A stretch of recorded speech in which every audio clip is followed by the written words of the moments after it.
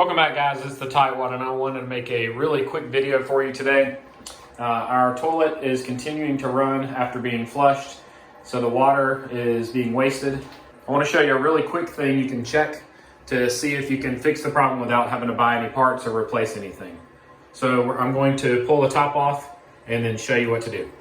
Most residential toilets have some type of float. This is an older style float. Other ones have a float that just simply goes up and down on the stem of this piece right here.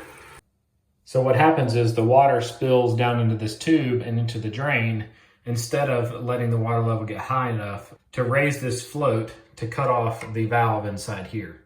So the water comes from here, fills the tank, raises the float, cuts off the valve.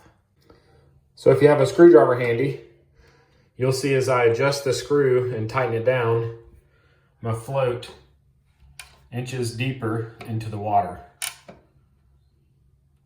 And then to raise it up if you need to, you would just turn the screw lefty-loosey to loosen the screw. But my float is now deeper in the water, meaning my water will cut off sooner. If screwing in the screw tighter here still didn't work, you can take this rod off and put a bend in it. You can see I have a slight bend in mine.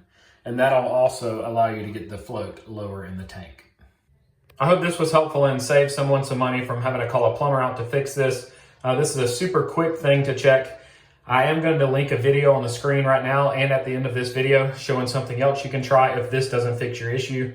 There's a seal on the bottom of this gray tube in my tank. You can see the little pink ring sticking out down there. That's very easy to replace as well, and it costs less than $5. But I have another video showing how to do that, so I'll make sure I link it on the screen right now. Click any of the videos shown on the screen and they'll open right up on your device, and I hope you guys have a great day.